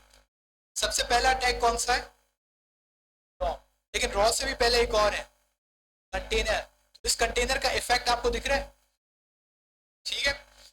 उसके बाद हमारे पास है रॉ। आपने एक रॉ बना ली, उस रॉ के अंदर कितने कॉलम्स हैं, एक। और इसको इसकी कॉलम की क्लास क्या है, कॉल। इसके अंदर ये जो डब्बा है ना, ये सारी जो ये कोड लिखा हुआ है, ये सिंपल ये डब्बा बनाने के लिए लिखा हुआ है, जिसके अंदर लिखा हुआ है कस्टम कॉलम पैडिंग, और अंदर से रेड कलर है, और इसके अंदर कुछ भी नहीं है। अगर आप इसमें थोड़ा सा पैडिंग इसको दे दें तो आपको समझ आएगा कि वो थोड़ा सा उसका साइज इंक्रीज हो जाएगा, थोड़ा बेटर दिखेगा। बाकी इसके अंदर और कुछ भी नहीं है, ठीक है। अब मैं कहता हूं कि मैं यार मुझे एक और कॉलम चाहिए, तो मैं ये कॉलम वाला जो मेरा टैग है, मैं इसको कॉपी करता हूं और इसको पेस्ट कर देता हूं। अब मेरे पास कितने कॉलम्स हैं, दो। अब देखते हैं कि कैसा दिख रहा है। ये एक दूसरे के ऊपर दिख रहा है, ये बात आपने नोट की। वो एक दूसरे के ऊपर क्यों दिख रहा है, क्योंकि आपने एक रॉ में जगह नहीं छोड़ी। आपने बूटस्ट्रैप को ये नहीं बताया कि एक रॉ में जगह कितनी है और किसको कितनी जगह देनी है। अब आपको एक प्रोपोर्शंस याद होंगे, रेशियोज याद होंगे। यकीनन याद हो गया, आपको पता होगा रेशियो क्या था, परसेंटेजेस क्या थी, 1 FR 2 FR, सही है। तो बेसिकली आपने क्या किया है, कॉलम का मतलब है ये जो आपने COL लिख दिया है, इस कॉलम का मतलब है कि पूरी रॉ, और इस पूरी रॉ का साइज क्या होता है 12, सही है। जैसे 1 FR होता है, इसमें फुल क्या है 12, तो देखेंगे कोई फर्क नहीं आया, क्यों, क्योंकि ये पूरी साइज 12 है। इसका मतलब है कि अगर मुझे 2 कॉलम एक ही रॉ में फंसाने हैं तो मुझे क्या करना पड़ेगा, तो पहले वाले कॉलम को 6, दूसरे वाले कॉलम को 6, तो बस क्या है, हाँ उसको रहने दें, ओके के दूसरे पे पैडिंग अच्छी है। तो हमारे पास ये क्या आ गया, तो यार एक काम करते हैं, इसको हटा देते हैं।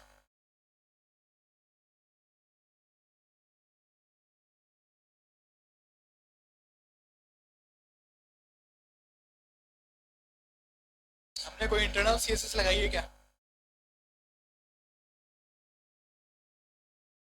बॉर्डर को तो इसको खुद कंट्रोल करना चाहिए।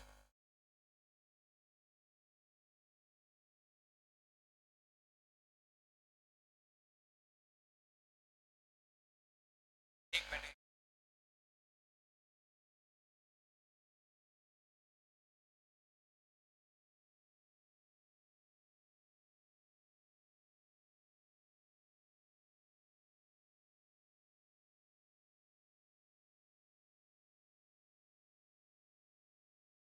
क्या, हाँ सीडी लगी हुई, मुझे वही समझ में नहीं आ रही क्या कर रहा है। 5.0.2,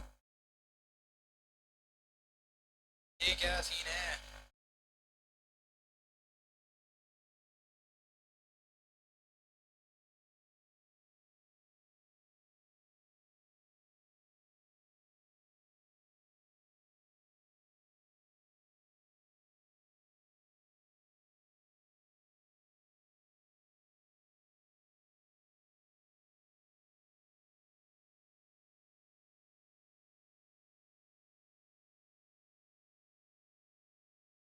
मैं सारी स्पेसिंग हटा रहा हूँ, हो सकता है कहीं में कोई क्लास लगी हुई है जो कि div को स्पेस दे रही है, मैं वही चेक कर रहा हूँ कि कहाँ पे लगी हुई है जो div को स्पेस दे रही है। यहाँ पे मसला ये हो रहा है कि कहीं ना कहीं पे div को कोई स्पेस दे रहा है, जिसकी वजह से वो ब्लॉक बन रहा है।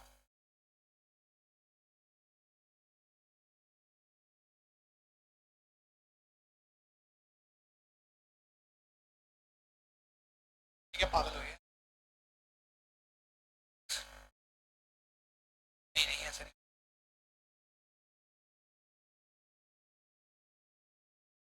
अच्छा नहीं नहीं नहीं, मैं समझ गया, मैं समझ गया। ठीक है, ये हमारे पास बेसिकली जो divs हैं वो खराब हो गए, इसकी क्लोजिंग गलत हो गई है। सबसे पहले हम देते हैं div raw, div के raw के अंदर देते हैं div call 6, उसके बाद हम देते हैं div डॉट कॉल डैश 6, यहाँ पे देते हैं कॉलम 1, यहाँ पे हम देते हैं कॉलम 2, और हमारे कॉलम्स बन गए। बेसिकली हुआ ये था कि गलती से नीचे से मेरा एक क्लोजिंग टैग किसी का डिलीट हो गया था, जिसकी वजह से सारा मसला बना। लेकिन अब आपको दिख रहा है कि ये कॉलम 1 कॉलम 2 आ रहा है, लेकिन अब हम दोबारा करते हैं कि इसका बेसिकली इसको दोबारा से हम div देते हैं, खुद ही दे देते हैं, क्लास bg डेंजर कर लेते हैं, इसको बॉर्डर कर देते हैं, सही है। इसके अंदर कुछ ना कुछ लिखना पड़ेगा आपको, कॉलम 1 हो गया, सही है। अब सेम आप काम क्या करेंगे, div dot bg dash danger, यहाँ बल्कि इसको हम कह लेते हैं सक्सेस, ठीक है। अब आप यहाँ पे कर लें कॉलम 2, और इसको बॉर्डर्स भी देते हैं। आपके पास अब 2 कॉलम्स हैं, सही है, और दोनों के बीच में बाय डिफॉल्ट स्पेसिंग है, क्योंकि ये बेसिकली किसके थ्रू आ रही है, रॉ और कॉलम्स के गडर्स के थ्रू आ रही है। अगर आप G0 करेंगे तो ये हट जाती है, ठीक है। लेकिन आपको इंपॉर्टेंट चीज़ दिखाने वाली थी वो ये थी कि यहाँ पे देखें कि आपने एक ग्रिड स्ट्रक्चर बेसिकली बनाया है, तो ये ग्रिड स्ट्रक्चर सिर्फ रॉ और कॉलम्स के थ्रू बना है। पहले तो ग्रिड था, फ्लैक्स था, पता नहीं क्या क्या था जो समझ में नहीं आता था। रॉ कॉलम तो आप सबको समझ आता है। अब ये पहली रॉ है। अब फर्ज करेंगे मुझे दो रोज चाहिए, तो सिंपल आप क्या करेंगे, इसको कॉपी करेंगे, ये आपकी दूसरी रॉ बन गई। अब समझ लें कि ये तीसरा होगा और ये चौथा होगा। सही है। तो आपके पास अब दो रॉज हैं और दो कॉलम्स हैं। इसके अलावा अब हम जरा कॉलम्स के साथ खेलते हैं। अभी कॉलम्स में किस वो साइज क्या है, 6, और 6 क्यों है, टोटल कितना है 12, और मुझे दो कॉलम्स देने थे, तो 12 डिवाइड बाई 2 कितना एक बचा 6। अब मुझे 3 कॉलम चाहिए, 12 डिवाइड बाई 6 क्या होता है, 3 होता है, 4 होता है। तो मैं कहता हूं कि मेरे भाई इसको कॉपी डाउन करो। सही है। ये आएंगे 4, ये आएगा 4 और ये आएगा 4। ये आया कॉलम 1 ऑफ 1, ये 1 ऑफ 2 और 1 ऑफ 3। सही है। सबका इसका डेंजर है, इसका सक्सेस है, और इसका कर लेते हैं वार्निंग। तो नीचे वाले अगर आप रॉ पे देखेंगे, इसको बेसिकली वो दे देते हैं हम लोग G/5। एक तो ये हमारा आज क्या पाना,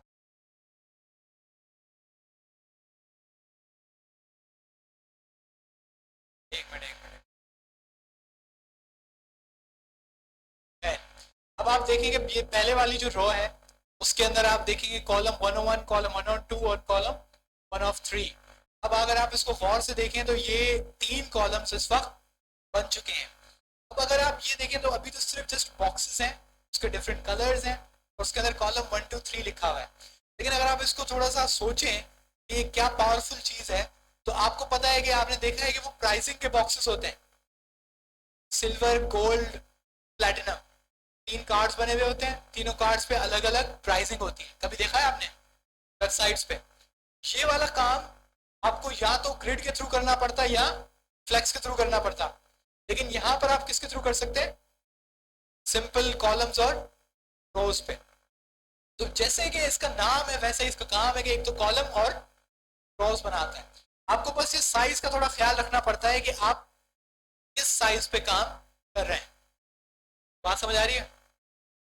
इसके अलावा ये कॉलम्स के ना वो वाला सिस्टम भी है, जैसे आप पहले आप देखकर आए कि SM, ठीक है, MD और LG। ये बात सबको समझ आ रही है? अब जैसे कि मैं इसको कहता हूं ये कॉलम 12 है, कॉलम SM 4 है। किसी को समझ आ रही है क्या होगा?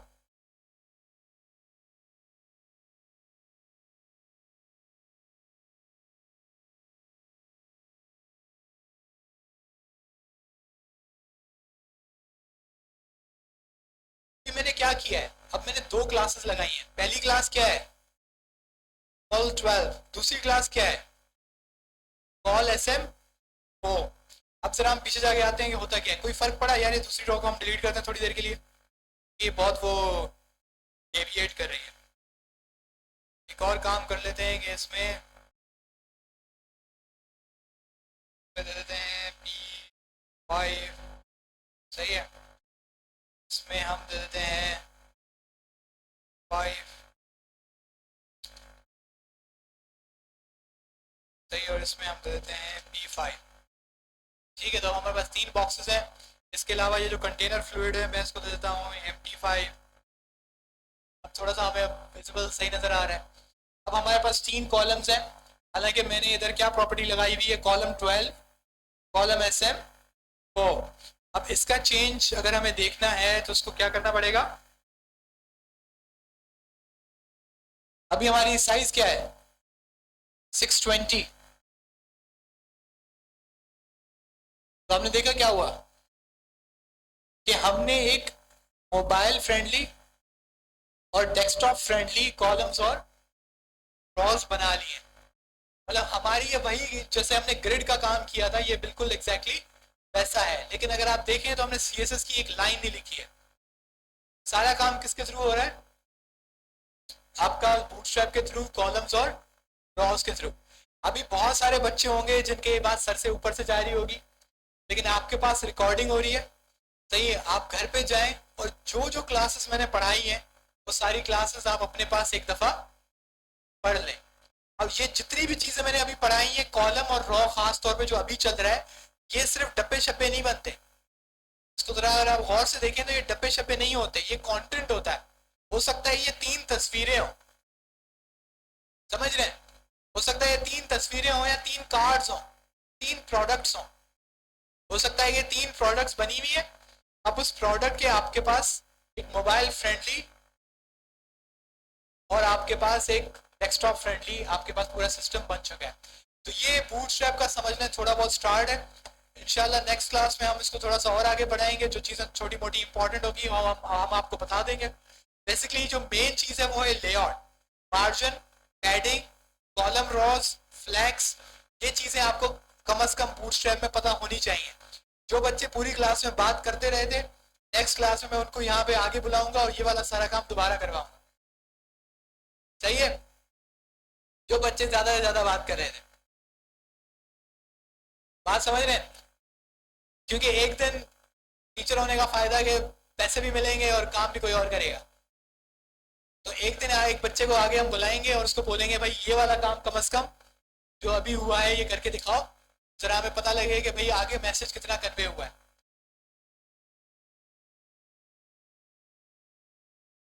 बूटस्ट्रैप और वर्डप्रेस बहुत डिफरेंट है। बूटस्ट्रैप जो है वो आपकी फ्रेमवर्क है सीएसएस का, यानी कि वो आपकी सीएसएस का एक प्री रिटन कोड है। आपकी सीएसएस बहुत ज्यादा लिखी हुई है, आप उसकी क्लासेस इस्तेमाल कर रहे हो और उसको यूज कर रहे हो, ये है आपकी बूटस्ट्रैप। जो वर्डप्रेस है वो सीआरएम कहलाता है। सही है? सीआरएम क्या होता है कि उसमें बने बनाए टेम्पलेट्स होते हैं। वो बने बनाए टेम्पलेट्स आप ड्रैग एंड ड्रॉप करते हैं और उसको यूज अप करते हैं। अब टेम्पलेटिंग में अब आप कहोगे कि सर वो तो पूरा का पूरा डैशबोर्ड होता है, एक चीज को ड्रैग करो ड्रॉप करो। सही है? कोई भी चीज आपको एडिट करनी है उसको क्लिक करो, अपनी हेडिंग बदल दो, लोगो बदल दो, साइजेस बदल दो, इतना आसान। ना कोई सीएसएस लिखनी पड़ रही है ना कुछ करना पड़ रहा है, बस ड्रैग एंड ड्रॉप करो काम हो जाएगा। बहुत आसान है।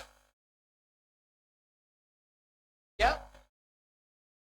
ये टेलविंड और बूटस्ट्रैप समझ लेंगे, ये वही है कि 3 है, बल्कि 4 हो गए। मटीरियलाइज भी हो गया है, मटीरियल सीएसएस आ गया है, टेलविंड सीएसएस आ गया है, उसके बाद कोर यूआई सीएसएस आ गया है, अब ये बूटस्ट्रैप भी है। तकरीबन सबका काम सेम है, लेकिन सबका खास फर्क क्या है सब में कि सबका थोड़ा स्टाइल डिफरेंट है। अब बूटस्ट्रैप की जो वेबसाइट होगी ना, आपको देख के थोड़ा पता लगेगा कि ये किस पे लिखी हुई है, बूटस्ट्रैप, क्योंकि उसके कुछ कंपोनेंट्स आपको समझ आएंगे, जैसे accordions, toast, alerts, spacings, containers, rows, columns, आपको समझ आते हैं, ये बूटस्ट्रैप पक्का बूटस्ट्रैप। टेलविंड का ऐसे ही अपनी पहचान है। टेलविंड की वेबसाइट जो गेट्सबी भी एक है। तो ये कुछ वेबसाइट जो फ्रेमवर्क है ना, आपको थोड़ा थोड़ा पता लगता है। तो हर किसी का ना लुक अलग है। आर्ट डिजाइन भी एक है, आर्ट डिजाइन मेरे पास एक काम आया था, आर्ट डिजाइन भी है। तो हर किसी का अपना लुक अलग है, किसी को कोई समझ आता है, किसी को कोई समझ आता है, ये क्लाइंट पे होता है। लेकिन सबको यूज करना बिल्कुल वैसे ही है जैसे आप सीएसएस यूज करते हो। आप उसकी स्क्रिप्ट अटैच करते हो, उसके कंपोनेंट देखते हो कि वो कैसे लिखा हुआ है और आप उसको यूज अप कर लेते हो। सही है? ग्रिड बिल्कुल तकरीबन ऐसे ही बनता है। आर्ट डिजाइन हर किसी का वैसे थोड़ा बहुत यूज अलग भी है। अब आर्ट डिजाइन जो है वो बेसिकली आपके चार्ट्स वगैरह, डैशबोर्ड्स वगैरह के लिए ज्यादा इस्तेमाल होता है as compare to Bootstrap. Bootstrap जो है आपको लैंडिंग पेजेस बनाने के लिए ज्यादा इजी होता है। इवन बूटस्ट्रैप जो है वो डैशबोर्ड्स बनाने के लिए भी बहुत काम आता है। आप रिएक्ट में भी बूटस्ट्रैप के थ्रू डैशबोर्ड्स बनाओगे। मैंने अभी तक जितने डैशबोर्ड्स बनाए वो मैंने सारे बूटस्ट्रैप में बनाए, क्योंकि वो बहुत हेल्प आउट कर लेता है फॉर चार्ट्स और इस तरह की चीजों के लिए।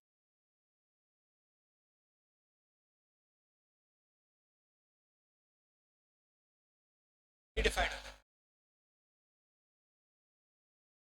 तो देखिए ना, सास जो है वो अलग से एक सिंपल आपकी लैंग्वेज है, आपको उसकी जरूरत नहीं है। अगर आपको, मैंने आपको कहा था कि अगर आपको बैकग्राउंड कलर बदलना है किसी चीज का तो आप क्या यूज कर लें, सीएसएस। आपको उसके लिए सास समझने की पढ़ने की जरूरत नहीं है, क्योंकि सास एक पूरी एक अलग लैंग्वेज है। जैसे आपकी CSS है वैसे ही सास है। सास का सिंटैक्स अलग है, उसके वेरिएबल्स अलग हैं। वो एक समझ लें एक नया एक कोर्स में एडिशन आ जाएगी। और जो ज़्यादातर आपकी एक साइकोलॉजी होती है वैसे तो एक समझने में आता है कि आप जितनी ज़्यादा चीज़ें पढ़ेंगे आपके लिए फ़ायदेमंद है, लेकिन ये एक पॉइंट तक होता है। अगर आप इसको ज़्यादा इस वक्त मिक्सअप करेंगे तो ये आपके लिए ज़्यादा खतरनाक हो जाएगा, आप मिक्सअप करना शुरू कर देंगे। तो थोड़ा सा इसको अभी आप फ्रेमवर्क्स में सिंपल रखें कि आप सिंपल CSS के लिए सिर्फ CSS, और थोड़ा सा फ्रेमवर्क की साइड पे आप क्या यूज़ कर लें, बूटस्ट्रैप। क्योंकि बूटस्ट्रैप आपको थोड़ा सा फील होगा वो टेलविंड और दूसरी ये आपकी सैस वगैरह से ज़्यादा ईजी है, बहुत ज़्यादा ईजी है। उसका ज़्यादा जो काम है वो आपकी क्लासेस में हो जाता है। ठीक है, तो इस वजह से मैं बूटस्ट्रैप पढ़ाता हूँ और मैं खुद भी बूटस्ट्रैप यूज़ करता हूँ। और वही वाली मैंने आपको बात बताई थी कि आप टेम्पलेट उठाएं, उसको थोड़ा मॉडिफाई करें, आप वेबसाइट भेज दें, दिखती है। सही है, मेरा टेस्टेड वो एक तरीका है। तो जो चीज़ मैंने खुद टेस्ट की है और मुझे पता है कि ये चीज़ बिकती है, तो मैं आपको वो पढ़ा रहा हूँ। सही है, बूटस्ट्रैप की मैंने काफ़ी वेबसाइट्स बेची हैं, चलाई हैं, AI के मॉडल्स के साथ मैंने कम्युनिकेट करवाई हैं, क्योंकि आजकल आप में कोई ना कोई यूनिक चीज़ होनी चाहिए। अब मेरा खुद का सेलिंग पॉइंट क्या है, मेरी कंपनी मुझे क्यों तनख्वाह देती है, हालांकि मेरा जो फ्रंट एंड है इतना अच्छा नहीं है, मैं फ्रंट एंड में ज़्यादा मैंने काम भी नहीं किया है। मैं उनको कह लेता हूँ यार किसी जूनियर स्टूडेंट को रख लो। सही है, कोई 20-30 हज़ार वाला जूनियर होता है, वो फ्रंट एंड के डिजाइन मेरे कंपनी में बनाता है, मैं सिर्फ उसको बताता हूँ कि हमें क्या चाहिए। लेकिन मेरा सेलिंग पॉइंट क्या है कि मुझे AI आती है, आर्टिफिशियल इंटेलिजेंस मुझे आती है। तो AI क्योंकि मुझे आती है तो मैं उनको कहता हूँ कि आप AI का जो भी मॉडल बनाएंगे मैं उसके साथ वेबसाइट को कम्युनिकेट करा दूंगा, कनेक्ट कर दूंगा। तो आपका एक कोई ना कोई सेलिंग पॉइंट होना चाहिए।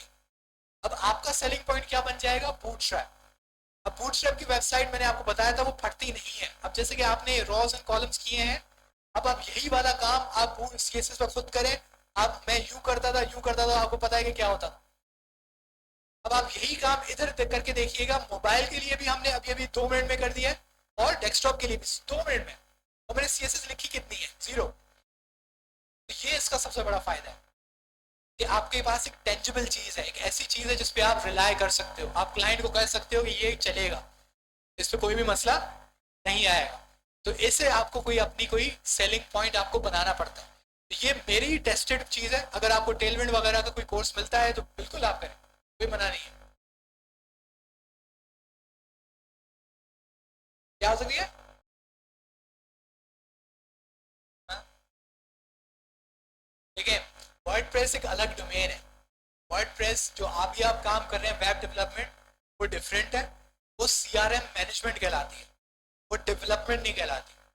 सही है, जो आपकी वर्डप्रेस है वो लिखी गई है PHP में। अगर आपको एक्चुअली एक वर्डप्रेस डेवलपर बनना है, वो भी एक जॉब है, बहुत अच्छा खासा लोग उस पर कमाते हैं, लेकिन फिर आप महदूद हैं। कहाँ पे महदूद है? वर्डप्रेस। अब वर्डप्रेस को डिफीट कर रहा है शॉपिफाई। सही है, क्यों डिफीट कर रहा है? आप शॉपिफाई खोले, यूं खुलेगा, ब्लिंक ऑफ सेकंड वेबसाइट यूं खुलती है। आप वर्डप्रेस खोले, वो यूं यूं घूमता रहता है। सही है, अभी मेरी खुद की एक एक वेबसाइट है, वो मैंने बनवाई थी, तो वो मैंने वर्डप्रेस पे बनवाई, क्योंकि मेरे पास इतना टाइम नहीं था कि मैं अपनी कोई वेबसाइट खड़ी करूँ और उसको सारा बनाऊँ, ये करूँ वो करूँ। तो एक थीम मिल गई वर्डप्रेस की, मैंने कहा वर्डप्रेस सही है फिलहाल। लेकिन जब मैंने वर्डप्रेस वो बनवाई तो इतना लैग कर रही है, इतना लैग कर रही है कि मुझे खुद को पसंद नहीं आया। उसकी थीम बहुत अच्छी है, दिखने में बहुत खूबसूरत है, उसका डिजाइन बहुत अच्छा है, लेकिन उसमें मसला क्या है? परफॉर्मेंस। और परफॉर्मेंस आपका कस्टमर किलर है। आपकी वेबसाइट की परफॉर्मेंस नहीं है, कस्टमर भाग जाएगा, आपका 80% रिटेंशन रेट गिर जाएगा। ये थोड़ा सा मार्केटिंग में हम आ गए, सर्च इंजन ऑप्टिमाइजेशन और ये वो। लेकिन इंशाल्लाह जब आप वेब डेवलपमेंट के बिजनेस में आप आएंगे तो आपको थोड़ी बहुत मार्केटिंग तो पढ़नी पड़ेगी और उसकी थोड़ी साइकोलॉजी समझनी पड़ेगी। तो वर्डप्रेस में मसला क्या होता है कि आप वेबसाइट बना सकते हैं, आप उसको बेच सकते हैं, लेकिन आप डिपेंडेंट हैं वर्डप्रेस पे। और वर्डप्रेस एक कंपनी है, मतलब वर्डप्रेस डूबी तो आप डूबे। समझ रहे हैं? अब यहाँ पर आप डिपेंडेंट नहीं है, क्योंकि बूटस्ट्रैप एक फ्रेमवर्क है, वो तो एक सिर्फ तरीका है एक खूबसूरत चीज बनाने का। आप टेलविंड सीख लें, आपको एक हफ्ता भी नहीं लगेगा, क्योंकि आपने बूटस्ट्रैप और CSS की हुई है। आप गैट्स भी सीख लें, जो आजकल बहुत यूज हो रही है फॉर स्टैटिक पेजेस, तो आपको एक हफ्ता लगेगा, आप अपनी डोमेन शिफ्ट कर जाएंगे, तो आप फंस नहीं जाएंगे। अब जो वर्डप्रेस डेवलपर है उनकी जॉब सब कम हो गई है, क्यों शॉपिफाई ने उसको डिफीट कर दिया है। अब जो वर्डप्रेस वाले हैं वो क्या सीख रहे हैं, शॉपिफाई, क्योंकि शॉपिफाई की परफॉर्मेंस बहुत अच्छी है, बहुत अच्छी है। मैंने शॉपिफाई की खुद भी एक वेबसाइट बनवाई है और उस बंदे ने सिर्फ छोटा सा मुझे डिजाइन चेंजेस करने के $100 लिए थे। इसका सेलिंग पॉइंट की बात कर रहा हूँ, ई कॉमर्स। वर्डप्रेस भी मैं ई कॉमर्स की बात कर रहा हूँ, ई कॉमर्स। सही है, तो मैंने खुद एक्सपीरियंस किया, मैं अपना एक्सपीरियंस बता रहा हूँ कि दोनों में जमीन आसमान का फर्क है। तो वर्डप्रेस तो मैं कभी प्रेफर नहीं करूंगा। लेकिन अब वो होता है आपका सिनारियो। अभी आप एक नया बिजनेस स्टार्ट करें, अभी आपके पास ज्यादा पैसा नहीं है, तो आप सिंपल क्या इस्तेमाल कर लें, वर्डप्रेस। आप एक वेबसाइट तो खड़ी कर लें, बाकी चीज बाद में देखेंगे। अब वो वर्डप्रेस की आप थीम डाउनलोड करते हैं, वेबसाइट डिप्लॉय करते हैं, आपकी 2 घंटे में वेबसाइट तैयार। क्योंकि आपको अपनी टाइम वैल्यू मनी देखनी होती है। पाकिस्तानी में हम में सबसे बड़ा मसला है कि हम टाइम वैल्यू मनी नहीं समझते। हम समझते हैं हमारा टाइम फारिग है, हम फारिग घूम रहे, कोई हमें कहता है यार मेरे ये काम तो कर दो, बोलेगा यार वैसे भी फारिग ही घूम रहे हैं, चल यार इसका भला हो जाएगा। नहीं, हम अपने टाइम की वैल्यू नहीं करते। नहीं है, कोई दोस्त कहेगा यार चल वहां चलते हैं, मैं भाई क्यों जा रहे हो जी, मैं सदर जा रहा हूँ, चलो जा चलते हैं इसके साथ। अरे भाई तुम्हारा काम है उसके साथ, नहीं जा रहे हैं। नहीं, 8 घंटे घूम फिर के आए, काम उसका है, चीज उसने खरीदनी है, 8 घंटे आप अपने दे रहे हो, क्यों? ये इसको हम कहते हैं टाइम वैल्यू मनी। अब मुझे पता था कि भाई मैं अपने 8 घंटे दूंगा, सही है, तो वो मैं 8 घंटे अगर मैं किसी और जगह पे दूंगा तो मैं ज्यादा पैसा बना लूंगा एज कम्पेयर टू मैं किसी बंदे को 2000 रुपए दे दूंगा, मेरे लिए वर्डप्रेस की वेबसाइट खड़ी कर दे। समझ रहे हैं, वहां पे मैं सिर्फ 2000 रुपए दे रहा हूँ, 8 घंटे में मुझे पता है मैं अपने 8 घंटे लगा के उससे ज्यादा बना लूंगा। इसको कहते हैं टाइम वैल्यू ऑफ मनी। अब एक बंदा है, वो कोई एक सीईओ है, अब वो एक दिन के कमा रहे 10,000 रुपए, ठीक है, 15,000 रुपए। अब वो जाके फर्ज करेंगे वो अपने घर के ना बोर्ड लगा रहे हैं, सही है, तो कह रहा है कि मैं पैसे बचा रहा हूँ क्योंकि मुझे आता है।